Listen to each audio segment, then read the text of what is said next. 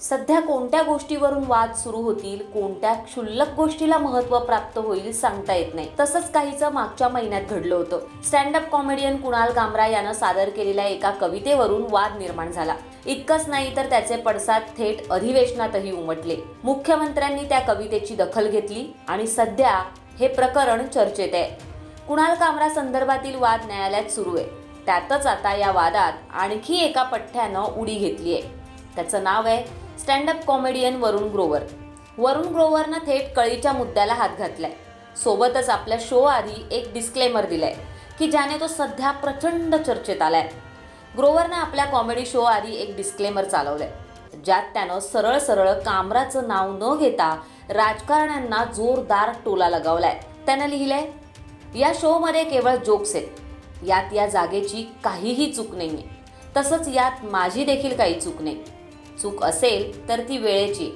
त्यामुळे तुमचा आक्षेप असेल तर घड्याळाची तोडफोड केली जावी, असं त्याने आपल्या डिस्क्लेमरमध्ये म्हटलंय.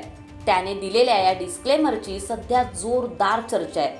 या डिस्क्लेमरमधून त्यानं राजकारण्यांना चपराक लगावल्याचं बोललं जातंय. इतकंच नाही तर त्याने त्याच्या शोमध्ये कॉमेडियन्सच्या अभिव्यक्ती स्वातंत्र्यावरही भाष्य केलंय.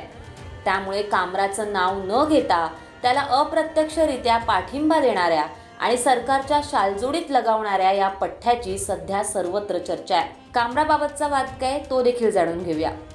मागच्या महिन्यात कुणाल कामरानं मुंबईत त्याच्या एका कार्यक्रमादरम्यान महाराष्ट्रातील राजकारणावर, विशेषतः उपमुख्यमंत्री एकनाथ शिंदे यांच्या बंडावर टीका केली होती. यानंतर शिवसेनेच्या कार्यकर्त्यांनी खारघरमधील हॅबिटॅट कॉमेडी क्लबची तोडफोड केली होती.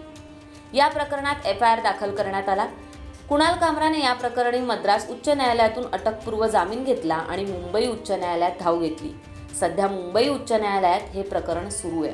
आता याच प्रकरणात वरुण ग्रोवरनं उडी घेतलेली आहे आणि त्यामुळेच वरुण ग्रोवरची सर्वत्र चर्चा असल्याचं पाहायला मिळते. याबाबत तुम्हाला काय वाटतं हे आम्हाला कॉमेंट करून नक्की सांगा.